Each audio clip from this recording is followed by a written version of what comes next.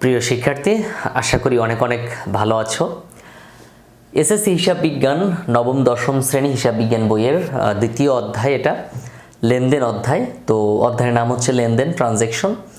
এই অধ্যায়ের বোর্ড বইয়ের 3 নং সৃজনশীল প্রশ্ন যেটা ছিল, সেই প্রশ্নটা আমি এখন তোমাকে সমাধান করে দেব। একদম পুরোটা বুঝিয়ে দেওয়ার চেষ্টা করব কিভাবে কি হলো, কিভাবে সমাধান করতে হয়। তোমরা যারা এখনও আমার চ্যানেলটা সাবস্ক্রাইব করোনি, একটু কষ্ট করে চ্যানেলটা সাবস্ক্রাইব করে দাও। আর এই ভিডিওটা কেমন লাগলো তা অবশ্যই কমেন্ট করে জানাবে এবং একটা লাইক দিবে। তোমরা যারা আমার হিসাব বিজ্ঞান কোর্সে যারা এখনও ভর্তি হওনি, একটু দ্রুত ভর্তি হওয়ার জন্য যোগাযোগ করো, কারণ খুব শীঘ্রই আমাদের নতুন ব্যাচ শুরু হবে এবং এই নতুন ব্যাচ যেটা শুরু করতে যাচ্ছি সেখানে 3টা বিষয় আমি একত্রে কমপ্লিট করাবো। একটা হচ্ছে হিসাব বিজ্ঞান কমপ্লিট হবে, 1 নাম্বার হচ্ছে তোমার নবম দশম শ্রেণীর হিসাব বিজ্ঞান বইটা কমপ্লিট করিয়ে দেব। 2 নাম্বার হচ্ছে তোমার যে ফিনান্স বইটা আছে, সেই ফিনান্স বইটা আমি কমপ্লিট করিয়ে দেব। তৃতীয়ত হচ্ছে তোমার উদ্যোগ বইটা, ব্যবসায় উদ্যোগ যে বইটা আছে সেই বইটা আমি কমপ্লিট করিয়ে দেব। এই 3টা বই তুমি কমপ্লিট করে নিতে পারবে আমার কাছ থেকে। এই 3টা বইয়ের জন্য তোমাকে ফি প্রদান করতে হবে মাত্র 1200 টাকা। অর্থাৎ এই 1200 টাকা দিয়ে তুমি তোমার পুরো কমার্সের যে 3টা সাবজেক্ট তুমি কমপ্লিট করে নিতে পারবে। এবং সবচেয়ে বড় কথা, তোমার 6 মাসের মধ্যে বই কমপ্লিট করে দেওয়া হবে। এবং প্রত্যেকটা অধ্যায়ের, যেমন হিসাব বিজ্ঞানে যতগুলো অধ্যায় আছে, প্রত্যেকটা অধ্যায়ের বইয়ের যে সৃজনশীল আছে ওর পাশাপাশি আরও প্রায় 10 থেকে 15টা সৃজনশীল প্রত্যেকটা অধ্যায়ের কমপ্লিট করানো হবে। এবং আমার ক্লাসগুলো আমি কিন্তু জুম অ্যাপে করাই। আমার ক্লাসের সিস্টেম হচ্ছে তুমি অবশ্যই আনমিউট করে রাখবে, অর্থাৎ তুমি ক্লাসে উপস্থিত থেকে আমাকে প্রশ্ন করতে হবে।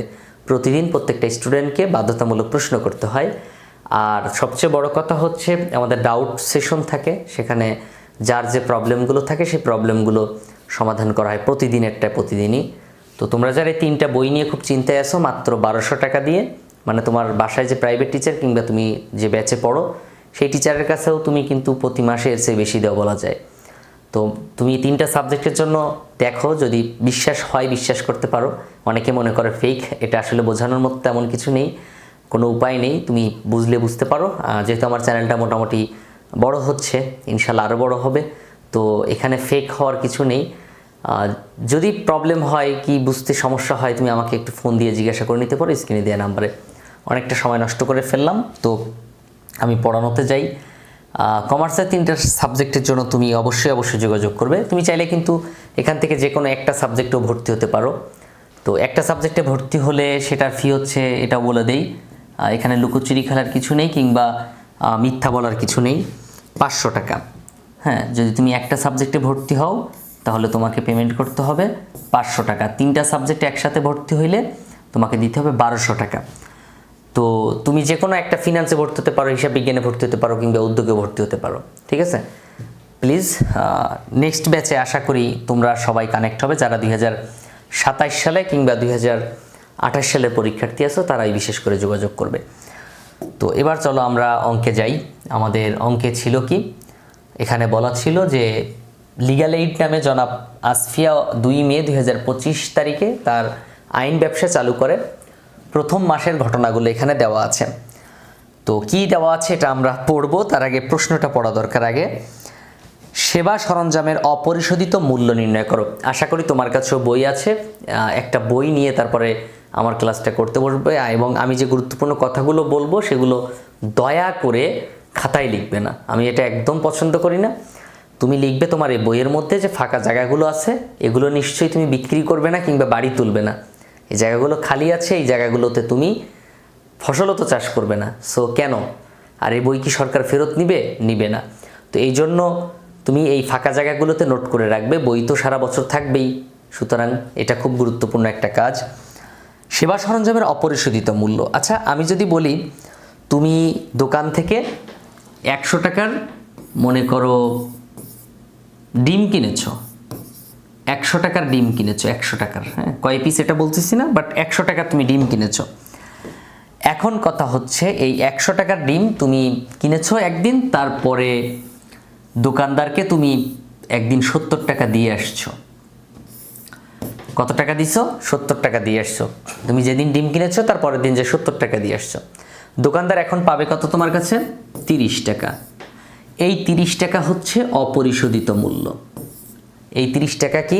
ডিমের অপরিশোধিত মূল্য, অর্থাৎ তুমি ডিম ক্রয় করেছিলে, সেই ডিমের টাকা এখনও সে 30 টাকা পাবে। এটাকে বলা হয় অপরিশোধিত মূল্য। অর্থাৎ তুমি একটা সম্পদ কিংবা একটা পণ্য তুমি যাই বলো না কেন বাকিতে ক্রয় করে নিয়ে এসেছিলে, সেই টাকাটা থেকে মানে উনি যে টাকাটা তোমার কাছে পাবে সেখান থেকে কিছু টাকা তুমি পরিশোধ করে দিলে, এটাকে বলা হয় অপরিশোধিত মূল্য। অর্থাৎ তুমি এখনো পরিশোধ করনি, তাকে তুমি এখনো দেওনি কত টাকা, তুমি নিশ্চয়ই কিছু টাকা দিয়েছো, তাই না? নির্দিষ্ট সময় পরে কিছু টাকা দিয়েছো, এখনো সে কত টাকা পাবে, এটাকে বলা হয় অপরিশোধিত মূল্য। তো এখানে বলছিল দেখো যে তিনি দেখো সেবা সরঞ্জামের মূল্য, তো নিশ্চয়ই এই ঘটনার মধ্যে কোনো এক জায়গায় সেবা সরঞ্জাম ক্রয় করেছে। আইন পেশায় বিনিয়োগ করে 1 লক্ষ টাকা, অফিস ভাড়া পরিশোধ করা হলো 18,000 টাকা, ধারে সেবা সরঞ্জাম, এই যে দেখো ধারে সেবা সরঞ্জাম ক্রয় করে 40,000 টাকা, অর্থাৎ সে 40,000 টাকা দিয়ে একটা সরঞ্জাম কিনছে, অফিস সরঞ্জাম। তারপর দেখো বলা আছে যে বাকিতে ক্রয়কৃত সেবা সরঞ্জামের মূল্য পরিশোধ করছে 30,000 টাকা, অর্থাৎ সে 40,000 টাকা দিয়ে একটা জিনিস কিনে নিয়ে আসছে, কিছুদিন পরে তার 30,000 টাকা দিয়ে দিছে। তাহলে এখনো কি ওই লোক টাকা পাবে না? সে তো 40,000 টাকা জিনিস দিছিল, এখন তাকে পরিশোধ করা হয়েছে 30,000, তাহলে সে এখনো কত পাবে? এইটাই হচ্ছে অপরিশোধিত মূল্য। এখন এখানে বলা আছে সেবা সরঞ্জাম, এখানে হতে পারতো এমন যে পণ্য ক্রয়ের অপরিশোধিত মূল্য কত বা পাওনাদারের পরিমাণ কত, এটাও বলতে পারতো, পাওনাদারের পরিমাণ জিজ্ঞাসা করতে পারে। এখানে কিন্তু ওই সেম ধরনের প্রশ্ন আরও একটা আছে এই অধ্যায়ের অত কোনো এক জায়গায় আরেকটা সৃজনশীলে এরকম আছে।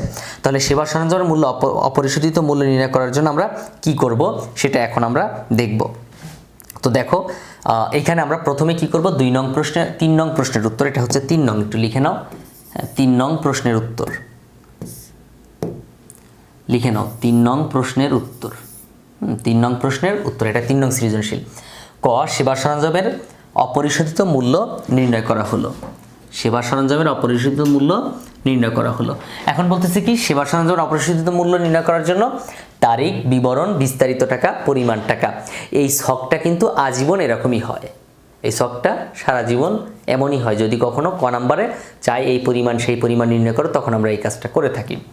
তারপর দেখো তারিখ, বিবরণ, বিস্তারিত টাকা, পরিমাণ টাকা, অথবা শুধু টাকা টাকা লিখলেও হয়, টাকা টাকা লিখলেও হয়। তারপর আমরা কি করব, এবার আমরা প্রথমে লিখব ধারে সেবা সরঞ্জাম ক্রয়, তারিখ দিয়ে কি করব, সেবার সরঞ্জাম কত টাকা সেটা লিখব। তো প্রথমে আমি দেখলাম যে 2025 সালের মে 8 তারিখে ধারে সেবা সরঞ্জাম ক্রয় 40,000 টাকা। 40,000 টাকা দিয়ে যে সেবা সরঞ্জাম কিনছে সেটা আমরা এক লাইনে লিখে দিলাম। এবার আমরা কি করব, দেখো এইখানে একটা কাজ করছে, এই যে বাকিতে ক্রয়কৃত সেবা সরঞ্জামের মূল্য 30,000 টাকা পরিশোধ, তাহলে মে মাসের 30 তারিখের ঘটনা এটা। তাহলে এখানে কি করতে হবে, এই যে মে 30 তারিখ লিখতে হবে, মে 30, এই যে সেবা সরঞ্জামের মূল্য পরিশোধ, এটা কি করবো আমরা বিয়োগ চিহ্ন দিয়ে লিখব। এই যে 40,000 থেকে 30,000 বাদ দিলে কত থাকে, 10,000 টাকা থাকে। 40,000 থেকে 30,000 বাদ দিলে 10,000 টাকা, এখান থেকে এটা বাদ দাও, দেওয়ার পরে 10,000 টাকা লেখো, হয়ে গেছে। এরপর কি বলছে দেখো, খ নাম্বারে কি বলতেছে, খ নাম্বার বলছে মাস শেষে জনাব আসফিয়ার মালিকানা সত্ত্বের পরিমাণ নির্ণয় করো। মালিকানা সত্ত্ব, তো খুবই গুরুত্বপূর্ণ একটা কথা, মালিকানা সত্ত্ব বলছে। এখন কথা হচ্ছে মালিকানা সত্ত্ব নির্ণয়ের যে সূত্রটা আছে সেই সূত্রটা আমরা জানি কি না, মালিকানা সত্ত্ব নির্ণয়ের সূত্রটা আমরা জানি কি না। দেখো প্রতিষ্ঠানের প্রতি মালিকের যে সত্ত্ব সেটাকে বলা হয় মালিকানা সত্ত্ব। তো মালিক যখন প্রতিষ্ঠানে কোনো কিছু দেয় সেখান থেকে কিন্তু তার সত্ত্বটা শুরু হয়।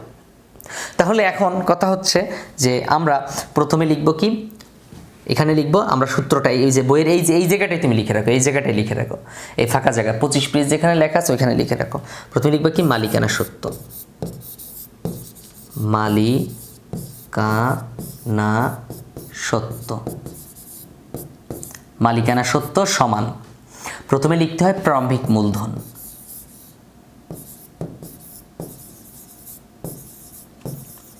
প্রারম্ভিক মূলধন, এই প্রারম্ভিক মূলধন অথবা শুধু মূলধন বলতে পারো, এর সাথে আয় হলে যোগ করতে হবে, বা অতিরিক্ত মূলধন যদি থাকে সেটাও যোগ করব, অতিরিক্ত অতিরিক্ত মূলধন, এটা আমরা কি করব, যোগ করব।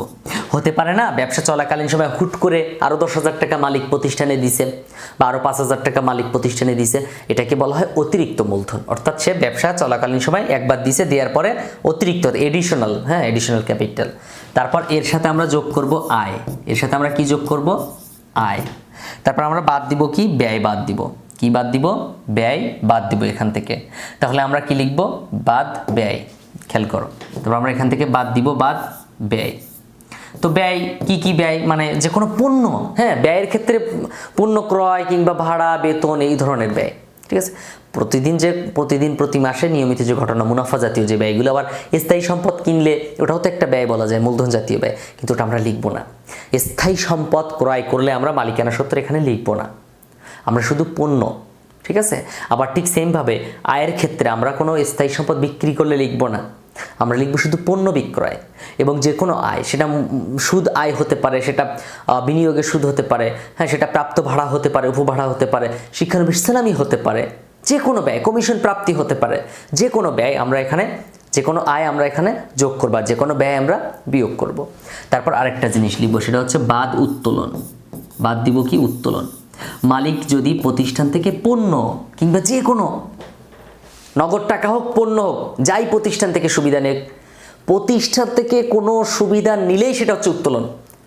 মালিক যদি প্রতিষ্ঠান থেকে সুবিধা নেয় তাহলে কি হবে, উত্তোলন হবে। আর মালিক যদি প্রতিষ্ঠানের সুবিধা দেয় তাহলে সেটা মূলধন হিসেবে আসবে, সেটা শুধু প্রারম্ভিক মূলধন হতে পারে, অতিরিক্ত মূলধন হতে পারে। তাহলে এই কয়েকটা জিনিস কিন্তু এই মালিকানা সূত্র নির্ণয় করতে গেলে লাগবেই। তাহলে এখন আমরা দেখব যে এইখানে প্রথমে প্রারম্ভিক মূলধন আছে কিনা। আইন পেশায় 1 লক্ষ টাকা বিনিয়োগ করছে, তো মালিক যদি সুবিধা দেয় প্রতিষ্ঠানে, এই 1 লক্ষ টাকা মালিক প্রতিষ্ঠানে দিছে না, তাহলে মালিক যেহেতু প্রতিষ্ঠানে দিছে, তাহলে মালিক প্রতিষ্ঠানে কি দিছে, সুবিধা দিছে। প্রতিষ্ঠান এখানে সুবিধা পাইছে, প্রতিষ্ঠান সুবিধা পাইছে।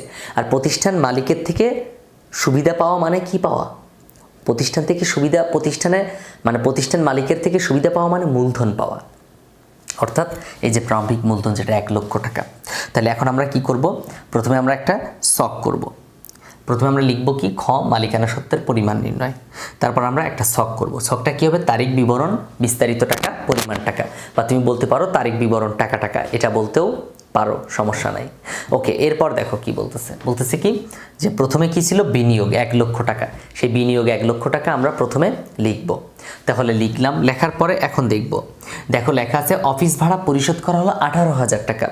অফিস ভাড়া পরিশোধ কি, অফিস ভাড়া একটা ব্যয় না, ব্যয় হলে প্রতিষ্ঠান থেকে টাকা চলে যাবে না, ব্যয় হলে প্রতিষ্ঠান থেকে টাকা চলে যাবে তো নাকি। ব্যয় হলে ওই যে বলেছিলাম না, এখানে ব্যয় হলে আমরা বিয়োগ করি, টাকা চলে যাক আর না যাক, ব্যয় হলে আমরা কি করি, বিয়োগ করি, সোজা হিসাব। ব্যয় হলে আমরা মালিকানা সূত্র নির্ণয় করতে গেলে বিয়োগ করি। তাহলে আমরা কি করব, এই যে ব্যয়, মে 4 তারিখে ভাড়া পরিশোধ 18,000 টাকা, এটা আমরা কি করলাম, বিয়োগ করলাম। মনে থাকবে আমরা কি করলাম, ব্যয় হয়েছে দেখে এই যে ব্যয় বিয়োগ আমরা লিখছি না, ব্যয় আমরা এখানে বিয়োগ লিখছি, এই যে ব্যয় বিয়োগ এখানে আমরা লিখছি বিয়োগ দিয়ে, এই কারণে আমরা ব্যয়টা বিয়োগ করে দিছি। দেখো তারপর কি লেখা আছে, মের 8 তারিখে ধারে সেবা সরঞ্জাম ক্রয় করা হলো 40,000 টাকা। আচ্ছা, ধারে সেবা সরঞ্জাম ক্রয়, সেবা সরঞ্জাম এটা কিন্তু একটা স্থায়ী সম্পদ প্রতিষ্ঠানের, এটা কোনো ব্যয় না। প্রতিষ্ঠান যদি কোনো স্থায়ী সম্পদ, যেটা প্রতিষ্ঠান অনেক দিন ধরে সুবিধা পাবে যার কাছ থেকে, সেটা একটা টেবিল হতে পারে, একটা চেয়ার হতে পারে, একটা ফ্যান হতে পারে, একটা লাইট হতে পারে, যার কাছ থেকে প্রতিষ্ঠান দীর্ঘদিন যাবৎ সুবিধা পাবে, সেটা কখনো প্রতিষ্ঠানের জন্য ব্যয় না। কারণ সে প্রতিষ্ঠানের হয়ে কাজ করবে, সে কেন ব্যয় হতে যাবে। আমি যদি প্রতিষ্ঠানের হয়ে কাজ করি, আমি তো ব্যয় না, তাই না। তাহলে এখন খেয়াল করো, এটা কোনো ব্যয় না, এজন্য আমরা বিয়োগ করতে পারবো না, এবং এটা আয়ও না। এটা ধারের সেবা সরঞ্জাম ক্রয় করা হয়েছে, সেই লোক টাকা পাবে তোমার কাছে, কিন্তু এটা কোনো ব্যয় না। তুমি তার বিনিময়ে তাকে তুমি টাকা দিবা ভবিষ্যতে, বিনিময়ে তুমি একটা সম্পদ নিচ্ছ, এটা তুমি এই সম্পদটা প্রতিষ্ঠানে ব্যবহার করবা, এই কারণে এটা কোনো ব্যয় না। সুতরাং এটা আমরা এখানে লিখতে পারবো না। ঠিক আছে, মনে থাকবে, এটা আমরা এখানে লিখবো না। তারপর দেখো, মক্কেলদের নগদে আইনি সেবা দেওয়া হলো 90,000 টাকা। মক্কেল মানে কি, কাস্টমার, আইনি সেবা দিছে, উনি আইনের প্রতিষ্ঠান, উকিল হতে পারে কিংবা যে কোনো কিছু হতে পারে, আইনি সেবা দিছে। এখন কথা হচ্ছে, নগদে আইনি সেবা দেওয়ার কারণে সেবা কিন্তু একটা আয়, আর আয় হলে কি বলছিলাম, আয় হলে যোগ করতে হয়। তাহলে এখানে কি করব, যোগ করব। এই যে আমরা এখানে যোগ করব তারিখ লিখে, মে 12 তারিখ নগদে আইনি সেবা দেওয়া হলো 90,000 টাকা, প্লাস চিহ্ন। এই যে ব্র্যাকেট মানে কি, ব্র্যাকেট মানে বিয়োগ চিহ্ন, আর ব্র্যাকেট না দিলে সেটা কি বোঝায়, প্লাস চিহ্ন বোঝায়। তারপর দেখো এরপরে অফিস কর্মচারীর বেতন পরিশোধ, বেতন কিন্তু প্রতি মাসে দিতে হয়, এটা একটা মুনাফা জাতীয় ব্যয়, এটা প্রতি মাসে একটা প্রতিষ্ঠানে কর্মচারীকে বেতন দিতেই হবে। তাহলে এটা একটা ব্যয়, আর ব্যয় হলে কি করি আমরা, বিয়োগ করি। তাহলে এখানে আমরা কি করব, তারিখ লিখব 16 তারিখ এবং 10,000 টাকা বিয়োগ করব। তাহলে এখানে এই যে মে 16 তারিখ বেতন পরিশোধ বিয়োগ চিহ্ন দিয়ে এই যে 10,000 টাকা ব্র্যাকেটের মধ্যে লিখে দিলাম, অর্থাৎ 10,000 টাকা বিয়োগ হবে। তারপর দেখো এরপরে কি আছে, এরপরে আছে কি, ব্যাংক থেকে ঋণ নেওয়া হলো 1 লক্ষ টাকা। আচ্ছা, তুমি ব্যাংকের কাছ থেকে 1 লক্ষ টাকা ঋণ এনে বাসায় এনে রেখে দিচ্ছ বা প্রতিষ্ঠানে রেখে দিচ্ছ, এখন এটা তোমার আয় হবে কেন? এটা তো তুমি টাকা নিছো আবার তাকে পরিশোধ করে দিতে হবে, এটা তো তুমি একবারে পাও নাই। তুমি আজকে ব্যাংক থেকে সুবিধা নিছো, আবার ব্যাংক তোমার কাছ থেকে সুবিধা নেবে। তুমি ঋণ নিছো, ঋণ কখনো আয় কিংবা ব্যয় না, ঋণ হচ্ছে একটা দায়। ঋণ কি একটা দায়, আর দায় হলে আমরা এখানে লিখি না।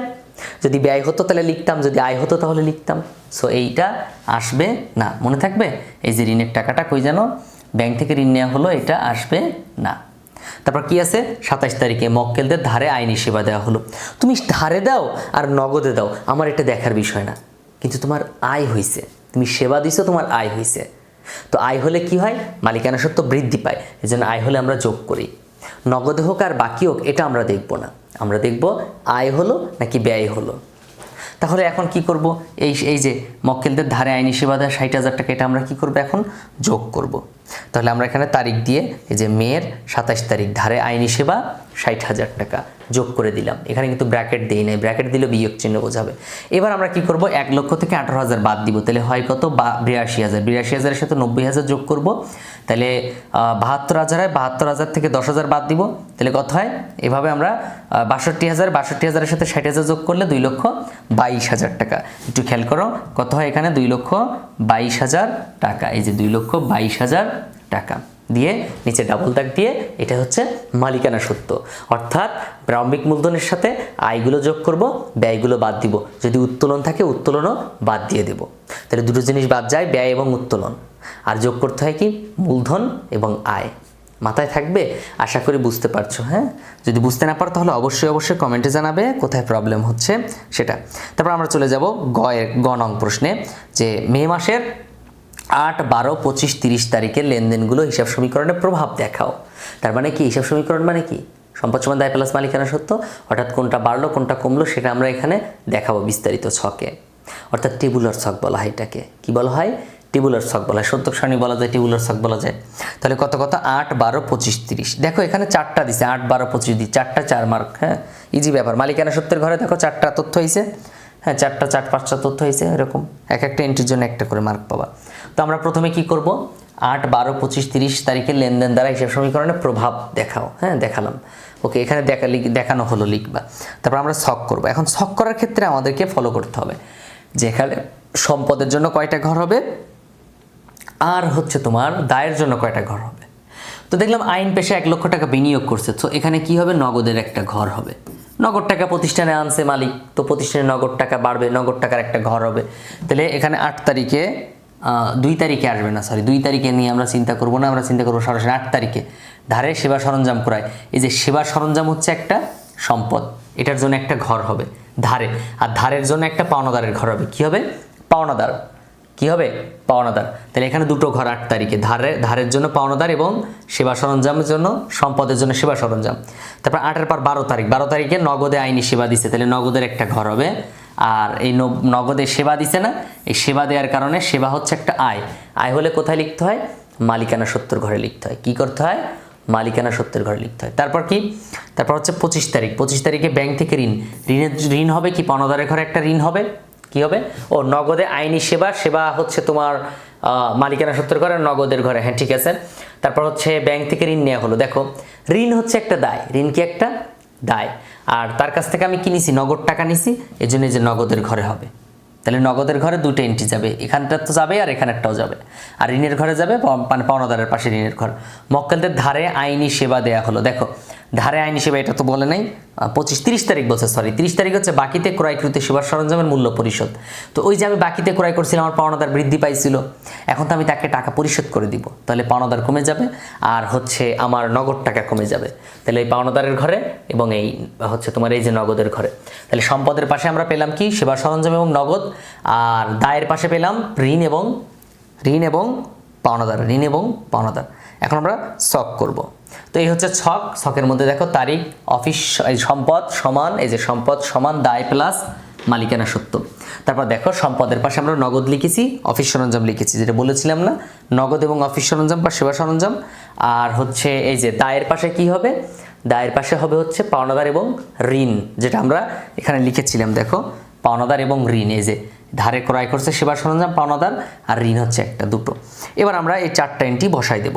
তো প্রথমে আমরা বসাবো 8 তারিখেরটা, ধারের সেবা সরঞ্জাম ক্রয়। তো ধারে যখন আমি সেবা সরঞ্জাম ক্রয় করব, তখন আমার প্রতিষ্ঠানের সেবা সরঞ্জামটা বেড়ে যাবে, আরেকদিকে আমার ওই যে দায় বেড়ে যাবে। আমি যদি আরও 50টা মেশিন কিনে, আমার 50টা মেশিন বাড়বে প্রতিষ্ঠানে, এবং এই 50টা মেশিন কিনবো যাদের কাছ থেকে, তার হচ্ছে পাওনাদার দায়, তাহলে দায়টা আরও বেড়ে যাবে। তাহলে এখানে আমি কি লিখব, এখানে আমি প্রথমে লিখব কি, এই যে সেবা সরঞ্জাম বা অফিস সরঞ্জামের ঘরে 40,000 লিখব, আর পাওনাদার বৃদ্ধি পাইছে পাওনাদারের ঘরে 40,000 লিখব। কথা ক্লিয়ার? এই যে দেখো এখানে 40,000, এই যে 40,000 লিখেছি, এই যে 40,000 লিখেছি।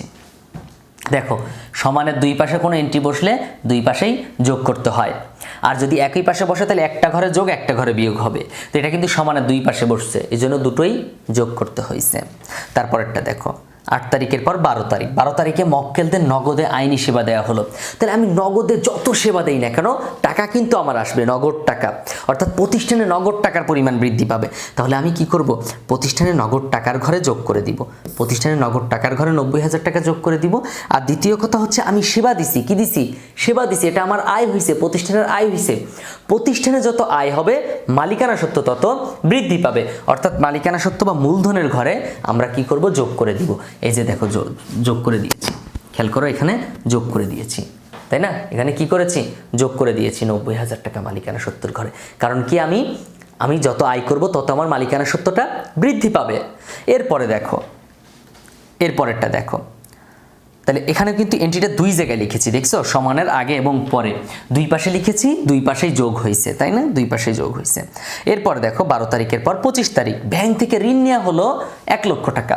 তাহলে আমি ব্যাংক থেকে যখন ঋণ নিব, আমার নগদ টাকা বেড়ে যাবে, আর আমি ঋণ নিচ্ছি, তো ঋণ নিলে কি হয়, দায় বাড়ে, অর্থাৎ ঋণের ঘরে বাড়বে এবং নগদের ঘরে বাড়বে। আমি যদি আরও 50টা প্রতিষ্ঠান থেকে ঋণ নিতাম, আমি যদি আমার মামা খালু চাচা সবার থেকে ঋণ নিতাম, তাহলে আমার নগদ টাকা আরও বৃদ্ধি পাইতো, অর্থাৎ নগদের ঘরে আমি আরও যোগ করতাম। এই যে 1 লক্ষ টাকা যোগ করেছি, এরকম আরও 50 জায়গা থেকে ঋণ নিলে আরও এখানে বৃদ্ধি পাবে, আরও এই ঘরের মধ্যে যোগ দেখাবো, আর আমি যার কাছ থেকে নিব সেই হিসাবটা লিখব। যেমন আমি ঋণ নিয়েছি, ঋণের ঘরে টাকা যোগ করেছি, এখানে দেখো যোগ করেছি টাকা, এখানে কি করেছি, যোগ করেছি, এখানেও যোগ করেছি।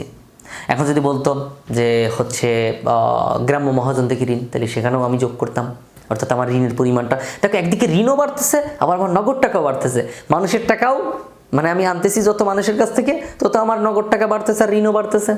সমস্যা কি?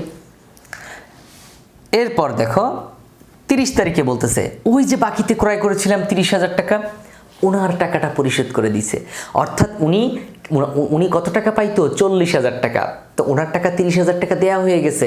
তাহলে আমার পকেট থেকে আমি টাকা তো তাকে দিচ্ছি, আমার প্রতিষ্ঠানের পকেট থেকে, তাহলে প্রতিষ্ঠানের 30,000 টাকা কমে যাবে, অর্থাৎ প্রতিষ্ঠানের নগদের যে ঘর আছে না, এই নগদের ঘর থেকে 30,000 টাকা আমরা বাদ দিয়ে দেবো। আরেকটা হচ্ছে যে 40,000 টাকা পাইতো, এই যে দেখো 40,000 টাকা পাইতো, উনি কি আর টাকা কি করবে, 40,000 চাবে না, অর্থাৎ পাওনাদারের পরিমাণটা এখানে কমে যাবে, অর্থাৎ বিয়োগ চিহ্ন দিয়ে 30,000 টাকা লিখতে হবে।